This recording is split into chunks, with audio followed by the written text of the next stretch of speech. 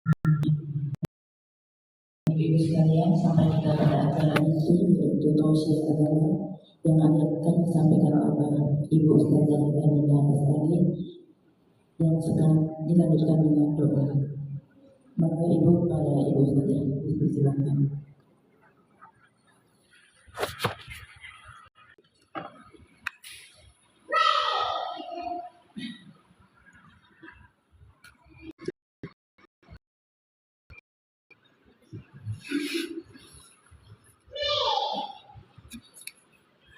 Bismillahirrahmanirrahim.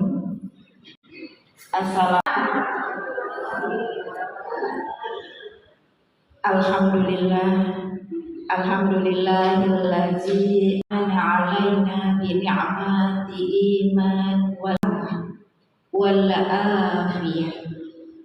Wassalatu wassalamu ala asrafil anbiya'i wal mursalin wa ala alihi wa ashabihi wa man tabi'atu illa yaumil qiyamah, amma ba'du. Wa qala an-nabiyyu sallallahu alaihi wasallam,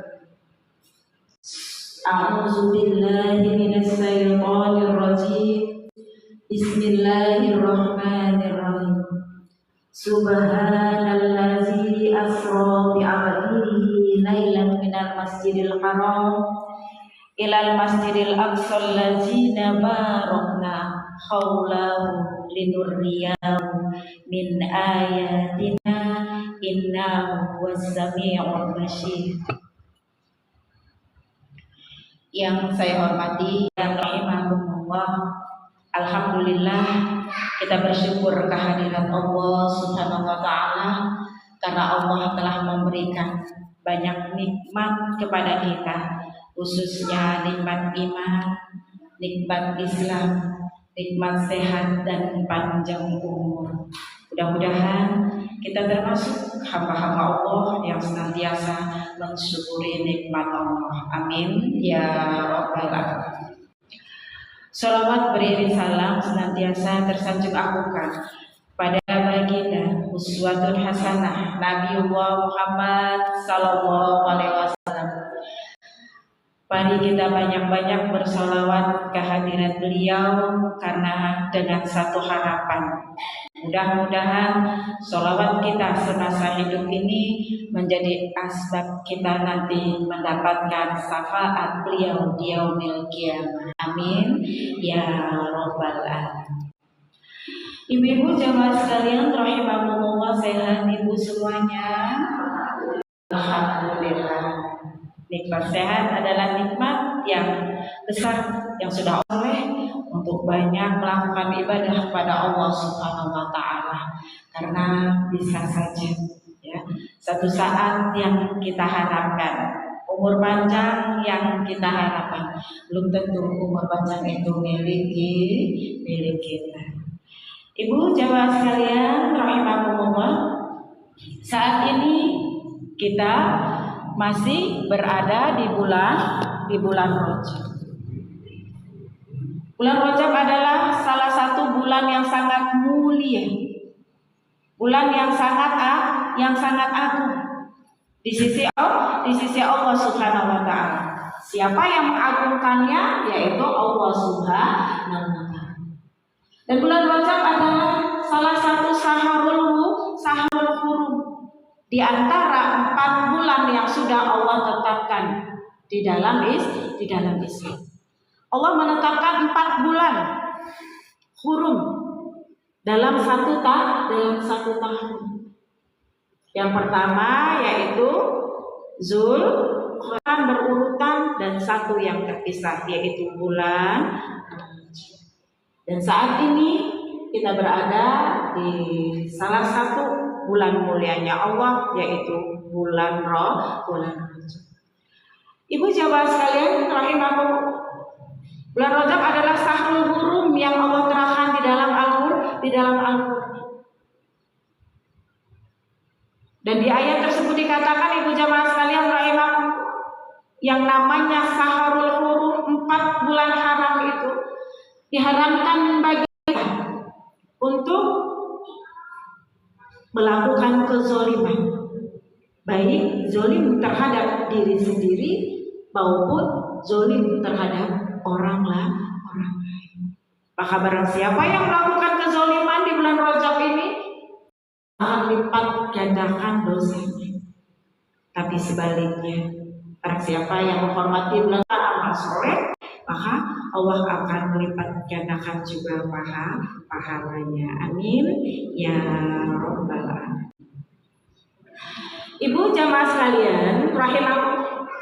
Sebagaimana kita ketahui bahwa di bulan yang agung ini, di bulan yang mulia ini, itu terdapat satu peristiwa penting di dalamnya.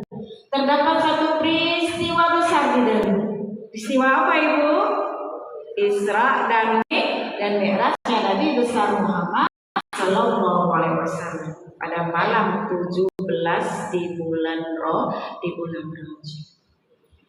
Nah jemaah sekalian, rahimahku, apa yang bisa kita ambil hikmah dari peristiwa Isra wal Mi'rajnya Nabi besar Muhammad Sallallahu Alaihi Wasallam? Kita semua mengetahui yang namanya Isra dan Mi'raj itu adalah wahyu yang Allah turunkan langsung ke Nabi Muhammad Sallallahu Alaihi Wasallam untuk melaksanakan sholat lima waktu, dan itu Allah abadikan di dalam Al-Quran surat Al-Isra. A'udzubillahi minasyaitonirrajim. Bismillahirrahmanirrahim. Subhanallazi asra bi 'abdihi lailan minal masjidil haram ilal masjidil aqsal ladzi Maha suci Allah yang telah memperjalankan seorang hambanya Nabi Muhammad SAW pada satu malam. Di sekelilingnya sudah Allah berkahi agar kita mengetahui tanda-tanda dari kebesaran Allah Subhanahu wa taala. Nah, jamaah sekalian, rahimakumullah. Berbicara masalah Isra dan yang kita ingat apa, Bu?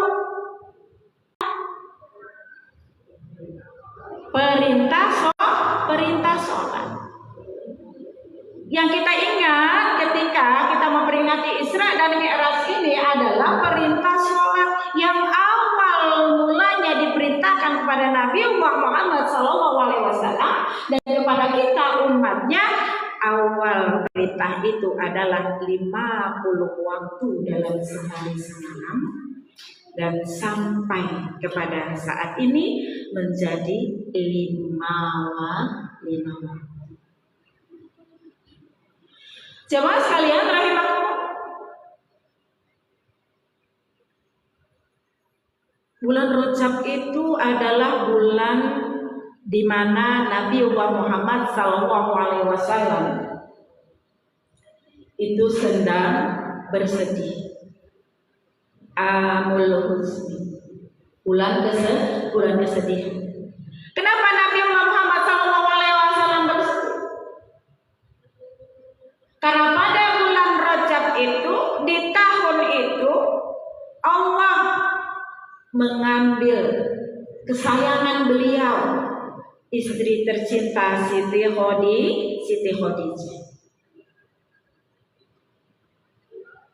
Kemudian tidak lama dari wafatnya Siti Khadijah,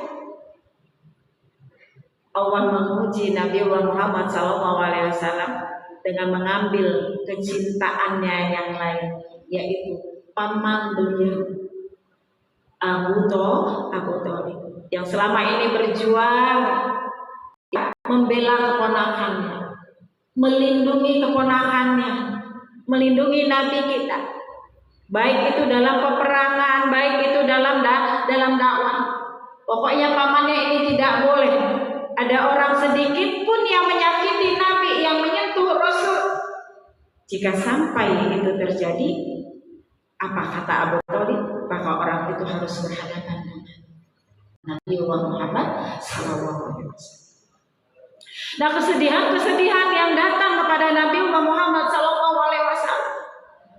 beliau manusia biasa juga seperti kita.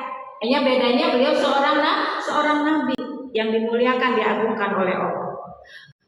Beliau manusia biasa, punya rasa sedih, punya rasa kehilangan, nangis juga, Bu. Ditinggal orang yang dicintai. Dan Allah melihat semua ini tidak tega. Allah memanggil malaikat Jibril. Apa kata Allah Jibril? Saya ingin menghibur Nabi Muhammad SAW yang sedang bersedih. Saya ingin menghiburnya. Saya akan bawa dia bertemu dengan. Maka dari itu sampaikan kepada Muhammad, kata Allah, bahwa beliau akan Allah perjalankan di suatu malam untuk bertemu dengan Allah. Dan ibu jamaah sekalian, rahimakumullah, disampaikan oleh malaikat Jibril, wahai Muhammad, bahwa engkau harus berjalan pada malam hari, yang mana perjalanan akan diperjalankan oleh Allah Subhanahu wa Ta'ala. Maka dari itu bersiaplah. Kemudian ibu jemaah sekalian, rahimakumullah, Nabi Muhammad SAW dalam kesedihannya, ya, dalam kegalauannya, namun dia adalah seorang yang taat kepada perintah Allah. Jadi Nabi kita itu mau diajak healing, mau diajak jalan-jalan, supaya hatinya terhibur. Dalam kesedihannya, dalam kegalauannya, beliau tetap mentaati perintah Allah. Beliau terima apa yang dikatakan, beliau siap untuk dipercaya.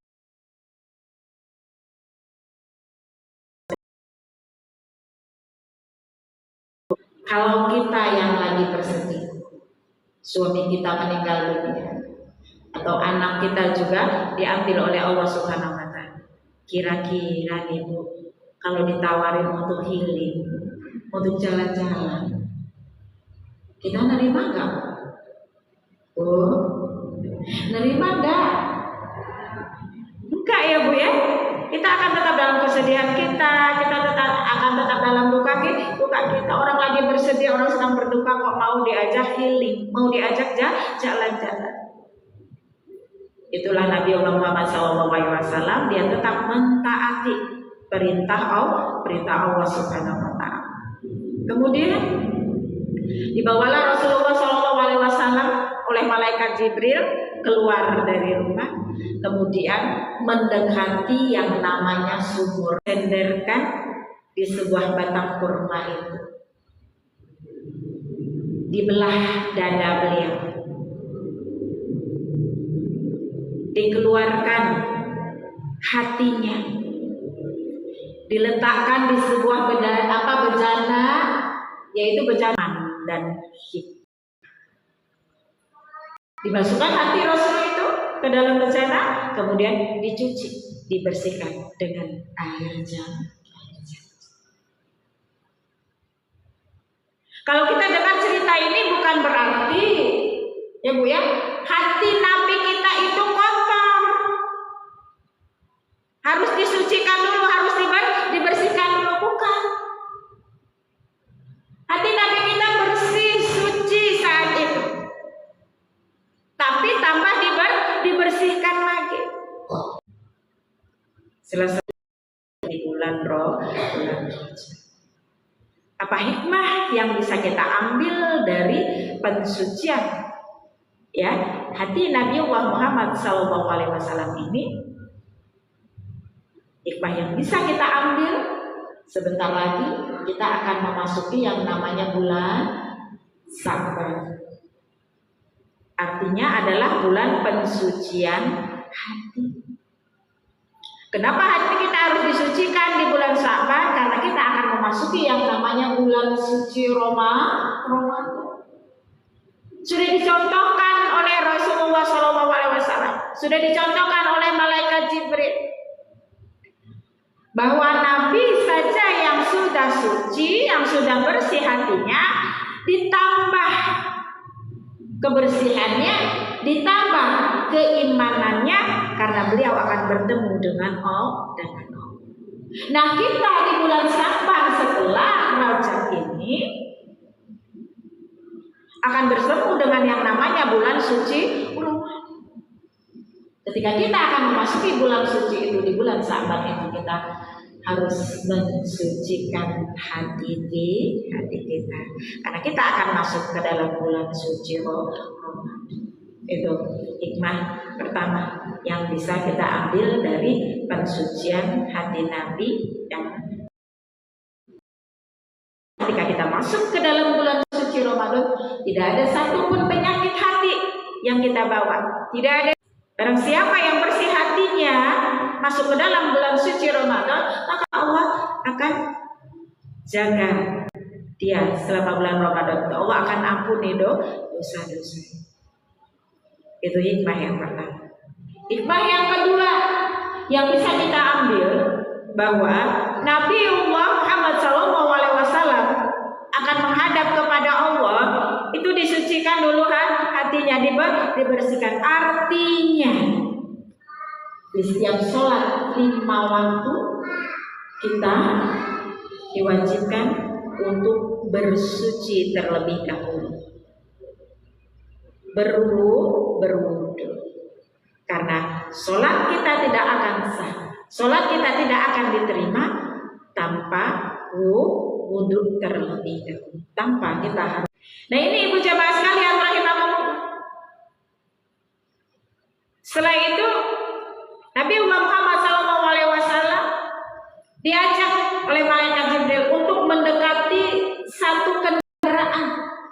Wahai Muhammad, kita berangkat pakai kendaraan ini, dan ini sudah disiapkan oleh Allah. Apa kendaraannya? Buruk. Yang mana buruk ini apabila berjalan, langkahnya sejauh penghabisan pandangan kita.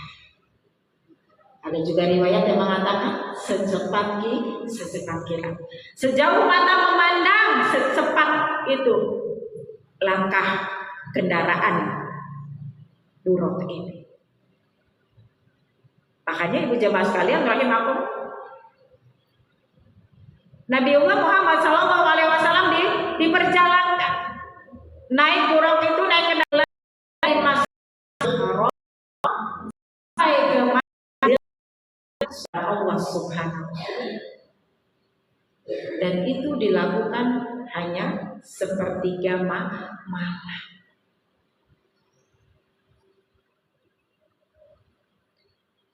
Kalau secara logika, pada waktu itu sempat merusak keimanan. Tidak ada yang percaya bahwa Nabi itu sepertiga malam itu berjalan dari bumi, ya, dari Masjidil Haram ke Masjidil Aqsa, terus langsung lagi ke Sidratul Muntaha. Sedangkan menjelang subuh beliau sudah ada lagi di bumi. Makanya Nabi kita dikatakan halu, Nabi kita dikatakan stres, ya Bu ya. Dan satu malam itu benar ada. Nah, ibu jamaah sekalian rahimakumullah, ketika di hadapan Allah, Allah memerintahkan pada Nabi Muhammad SAW, wahai Muhammad, aku perintahkan atas dirimu dan umatmu untuk melaksanakan sholat 50 waktu dalam sehari semalam. Apa jawab Nabi kita? Nabi kita nggak pernah nantang, nggak pernah bantah. Apa kata beliau? Siap, akan aku dan umatku laksanakan perintahmu ya Allah.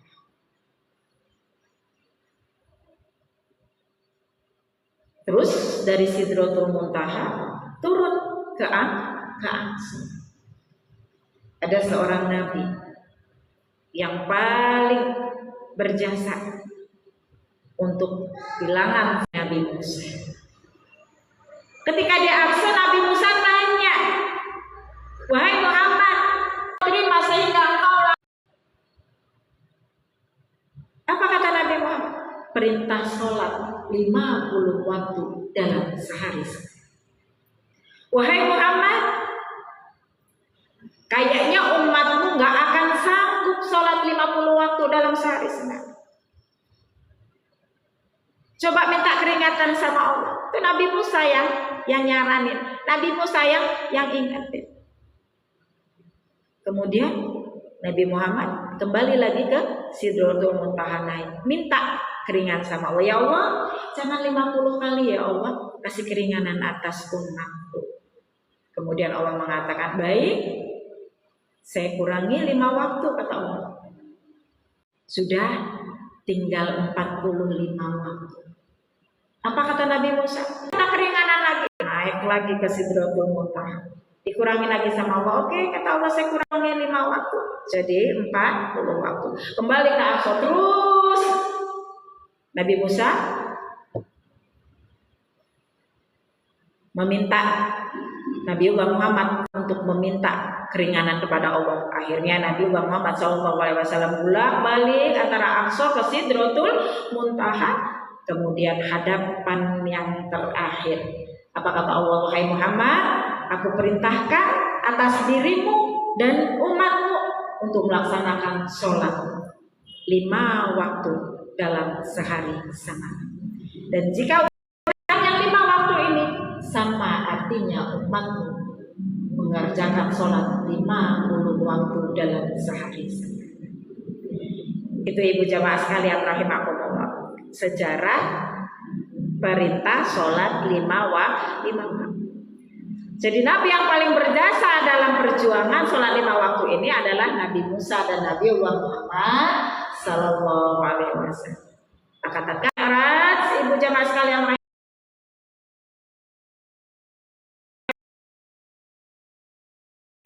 yang telah memperjuangkan bilangan sholat dari 50 kali 50 waktu menjadi 5 waktu dalam sehari. Nah, ibu jamaah sekalian, jadi itu ya Bu ya, perjalanan Isra dan Mi'raj itu adalah perjalanan apa Bu? Nabiullah Muhammad SAW yang diperjalankan oleh Allah pada suatu malam dari Masjidil Haram ke Masjidil Aqsa. Itu ada lagunya loh Bu. Ibu-ibu apa? Apa enggak Bu? Ibu-ibu ingat enggak? Lupa ya Bu ya. Itu ada sejarahnya, ya. Gimana Allah mengabadikan di dalam Al-Quran. Kemudian juga ada lagunya yang merupakan itu sejarah dari peristiwa Isra dan Mi'rajnya. Ingatkan lagu nanti kalau pasti ingat.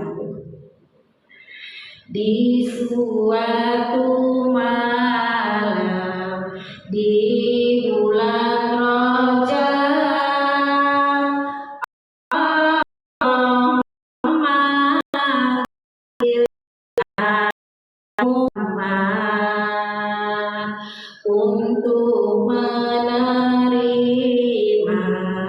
wahyu sholat sehari semalam 17 rakaat dari Masjidil Haram ke Masjidil Aqsa, dari Masjidil Aqsa ke Sidratul Muntaha. Subuh 2 rakaat sampai lupa. Tanggal 27 pada bulan Rajab kita peringati itu hari Isra Mi'raj. Kita peringati itu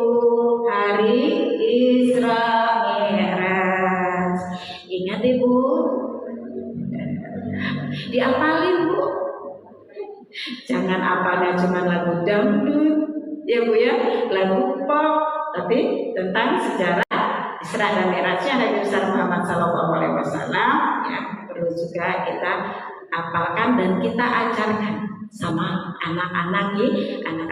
Ajak anak-anak kita. Nah, yuk kita nyanyi yuk. Terus dia dengerin. Oh, itu tentang Isra nih, rahasia Bun. Pasti dia akan mengatakan seperti itu dan dia paham. Ya, dari lagu ini komplit dijelaskan bahwa perjalanan Isra dan Mi'raj itu dimulai dari Masjidil Haram ke Masjidil Aqsa dan mengingatkan mereka akan bilangan sholat 5 waktu. Baik ibu jamaah sekalian, rahimakumullah. Ketika kita mengingat satu peristiwa Isra dan Mi'raj ini yang terbenak di hati kita, yang kita ingat itu adalah tentang perintah. Apa kata Allah Subhanahu wa taala ibu jamaah sekalian rahimakumullah di dalam surat Al-Hajj ayat 77. Bismillahirrahmanirrahim. Ya ayyuhallazina amanu urka'u wasjud wa'budu rabbakum waf'alu khairan la'allakum tuflihun. Apa kata Allah? Kalau kamu akan bahagia hidupnya, ya, apa di akhirat? Dua-duanya. Kan suruh milih. Kalau milih salah satu, dunia apa akhirat? Dunia akhirat. Itulah manusia. Makanya pilihannya lebih. Kalau kita akan bahagia dunia dan akhirat, kata Allah Subhanahu wa taala, maka pegang terus 3 hal ini. Jangan lupakan tiga hal ini. Apa kata Allah tadi ibu jamaah sekalian rahimakumullah? Ya ayyuhallazina amanu, wahai orang-orang yang beriman. Rukuklah, sujudlah, sembahlah dan lakukan beruntung.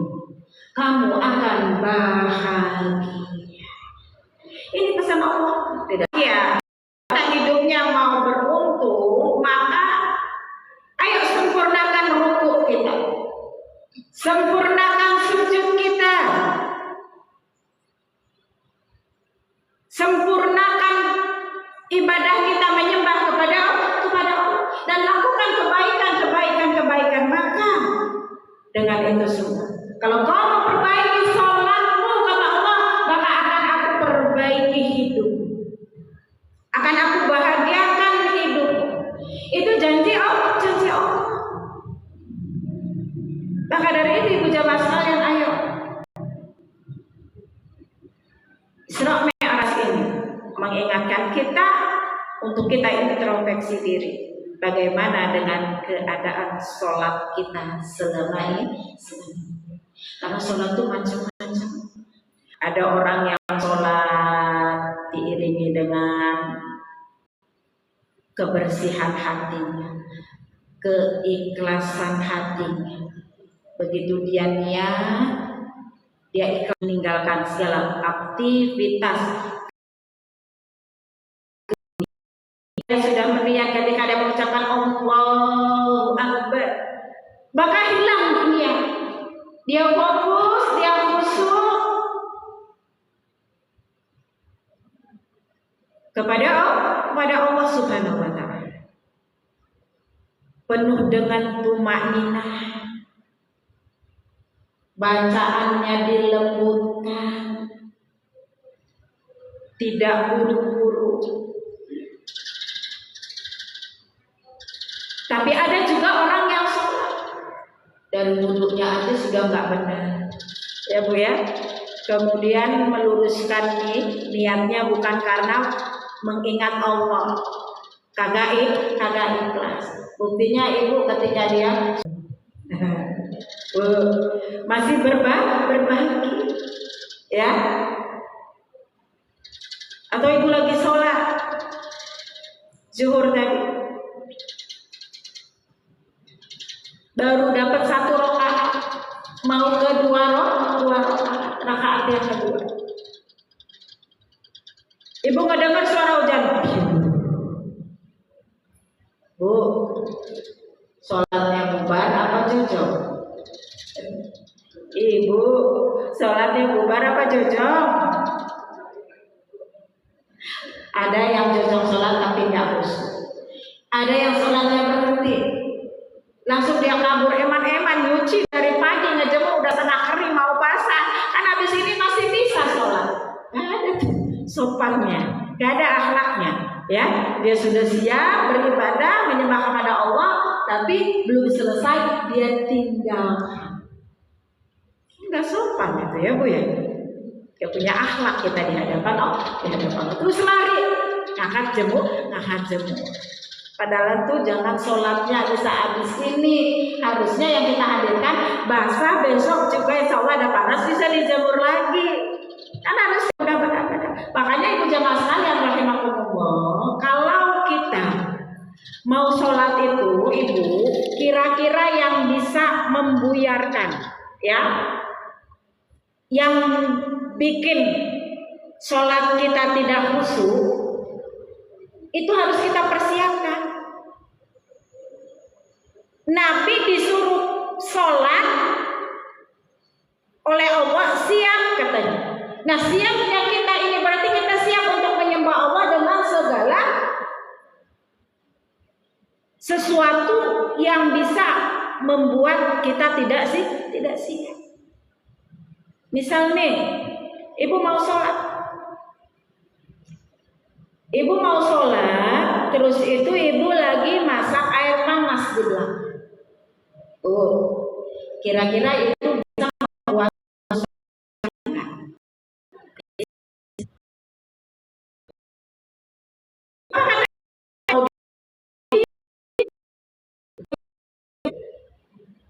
mau diterusin, takut mutung. Abis mutung deh periuk saya. Matiin dulu Bu, kita mau sholat, matiin. Terus ibu lihat tuh, sudah mendung, ibu mau sholat. Daripada ibu sholatnya nggak khusyuk, angkat dulu jemurannya. Ibu mau sholat, anak ibu yang baru 4 bulan, ya, 6 bulan, yang sudah mulai merangkak di atas di ibu mau sholat, daripada ibu nggak khusyuk, ini anak saya jatuh nggak ya, terus ibu sholatnya cepat-cepat, mendingan anaknya diturunin dulu. Hal yang bisa menyebabkan rusaknya sholat kita perlu kita persiapkan ketika kita akan melaksanakan sholat. Begitu juga dulu mau doa dulu, mendingan ibu siapin dulu di meja makan, udah disiapin semua udah lengkap. Kenapa? Terkadang namanya suami udah lapar ya Bu ya, bolak-balik buka horden kita masih sholat, pasti zikir, nanti buka lagi dia belum juga selesai, bolak-balik dari depan kamar kita tempat kita sholat itu. Daripada kita nggak khusyuk, mendingan disiapin dulu. Pesan, ya, apa manggilnya? Mas, ayah, Mas, kalau saya sholat jamaah, kalau sholat sudah saya siapin, disahkan dulu. Kenapa saya bisa cerita seperti ini? Saya ngalamin, baru salam, ya Bu ya. Terus itu belum zikir, kita masih zikir ya Bu ya, kita masih istighfar, suami belum balik buka horden. Lebih baik kita persiapkan terlebih dahulu supaya sholat kita itu tenang, nggak ingat apa. Itu ibu jamaah sekalian rahimakumullah, perbaiki sholat kita, maka Allah akan perbaiki hidup kita. Perbaiki sholat kita, ruku kita, sujud kita, menyembah kita kepada Allah. Kita perbaiki dari yang wajib-wajib yang itu ya di bulan Rajab ini kesempatan bagi kita untuk mengingat dan untuk mengoreksi sholat ya. Anak TK juga bisa, anak SD juga bisa. Tapi yang sulit itu adalah menjaga sholat. Dalam perjalanan harus tetap sholat. Sakit harus tetap sholat. Tidak ada istilah tidak sholat. Ibu sakit nih, sirahem ya Bu ya, mau sholat kok takut amat, ya nggak sanggup kayaknya nih kepala itu. Islam memberikan kemudahan, silakan sholat sambil duduk, Ibu. Ya. Yang mana rukuk dan sujudnya berbeda dengan sholat berdiri. Kalau kita sholat sujud agak jadi sujudnya tidak harus mencium sejadah karena sholat dalam keadaan duduk. Ibu kagak kuat juga masih muter-muter tuh dalam keadaan duduk, boleh Bu berbaring ya Bu ya, boleh Ibu sambil tidur. Tapi pastikan ya Bu ya, tempat kita sholat itu bersih dari najis. Sambil berbaring Ibu nggak mampu menggerakkan tangan, menggerakkan lihat Ibu, kita akan disolatkan. Mau disolatkan Ibu? Mau? Enggak. Kalau enggak mau nanti enggak ada yang nyolatin. Mau, tapi nanti ketika sudah waktunya ya, untuk kita, sujud kita, menyembah kita kepada Allah dan lakukan hal-hal yang baik, lakukan hal-hal yang bermanfaat, maka itu kata Allah janji yang berul. Di bulan Rajab ini bisa menjadi motivasi diri kita untuk meningkatkan sholat kita, ya, menambah kebaikan sholat kita. Bukan berarti yang 4 rakaat jadi 5, tidak, tapi yang di akhir waktu kembali ke awal waktu, yang tidak khusyuk kembali khusyuk, yang tidak ada sunnahnya ada. Baik rawatib ya, Mbak Dia mau Pak Qobliyah maupun Mbak Nadia. Ibu jamaah sekalian rahimakumullah, itu saja oleh-oleh yang dapat dibawa pulang sore yang berbahagia ini. Mudah-mudahan ada manfaatnya, dan kita tutup dengan munajat ilallah biridho ilahi wa bisafaati rasulillahi sallallahu alaihi wasallam. Al-Fatihah. A'udzubillahi minasyaitonirrajim. Bismillahirrahmanirrahim. Alhamdulillahirabbil alamin. Arrahmanirrahim. Maliki yaumiddin. Iyyaka na'budu wa iyyaka nasta'in. Ihdinas siratal mustaqim. Siratal ladzina an'amta 'alaihim ghairil maghdubi 'alaihim waladdallin. A'udzubillahi minasyaitonirrajim. Bismillahirrahmanirrahim.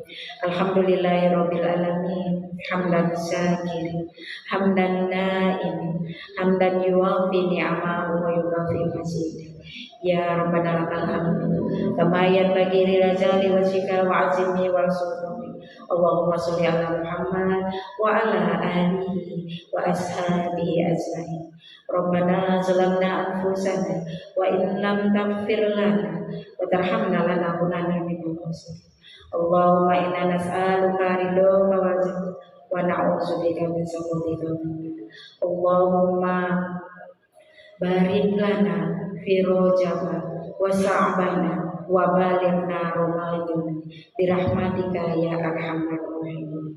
Allahumma inna nas'aluka ilman nafi'an wa rizqan thayyiban wa amalan sholihan maqbulan bi rahmatika rahmataka arju wa la takilna illa subhanaka inni kuntu minaz zalimin. Rabbana atina fid dunya hasanah wa fil akhirati hasanah wa qina azabannar. Subhana rabbika rabbil izzati amma yasifun wa salamun alal mursalin walhamdulillahi rabbil alamin. Terima kasih atas perhatiannya. Mohon maaf atas kekurangannya, dan saya ucapkan juga terima kasih yang sudah bergabung dengan live Majelis Taklim Al-Hilal pada sore ini bersama Ustazah Ernida. Mudah-mudahan silaturahmi kita ini senantiasa semakin baik dan mendapatkan ridho dari Allah Subhanahu wa taala. Amin. Hendak kemana ada harapan tersebut. Tapi jika lidah melukai hati, hendak kemana obatnya? Lai taufik wal hidayah. Wassalamualaikum warahmatullahi wabarakatuh.